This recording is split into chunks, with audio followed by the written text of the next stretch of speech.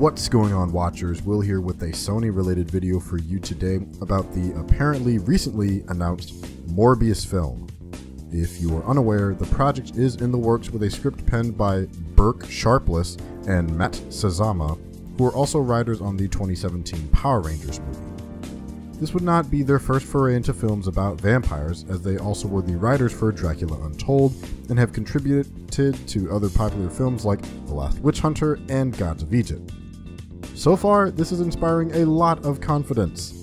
Now, no details have been released about the plot yet, so I figure with this recent announcement, let's take a look at what direction they could possibly go in a spin-off about the living vampire.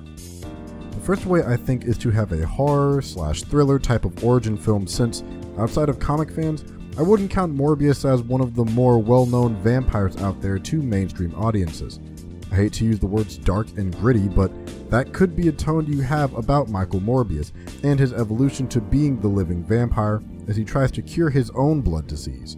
It could be similar to Jekyll and Hyde and talk about the limitations of science and the highly negative drawbacks it could have when a man tries to play the cosmic powers that be, just to try and save himself.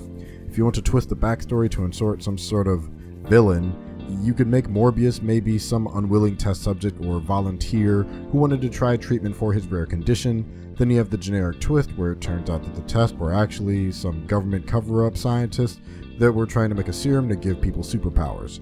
This could be your subtle nod to Venom and Spider-Man, but nothing outright, and everything goes wrong with him and he gets revenge because they tried to kill him and then lie about the public about his death. But I feel at the same time, this would strip a lot of the intelligence aspect from the character, so hopefully they don't go that route. Now, at the same time, people will of course wonder if this will tie into the Sony Marvel universe or the Marvel Cinematic Universe, or will it just kind of be its own solo film? For those two, you could work Michael Morbius into Venom's world by maybe having him be a scientist at the same facility where the symbiote was created, and if you feel like making the extra effort, introducing Felicia Hardy here as a love interest before she appears in the Silver and Black movie, but have her here as a minor role. But this all depends on if the Sony films are connected, which at the time of writing this, I do not believe that they are. As far as the MCU is concerned, the biggest way I could see them hypothetically connecting is introducing Blade at the end of the film, so that maybe down the road they could start the Midnight Suns and maybe one of the vials of the blood in the office say SM for Spider-Man as a sample. I can't see Marvel willing to let them use Peter all the way outside of a small reference, but they may be willing to allow a return for Blade in exchange for something else that they may have. But you tell me what you would expect from a Morbius solo film down in the comments below.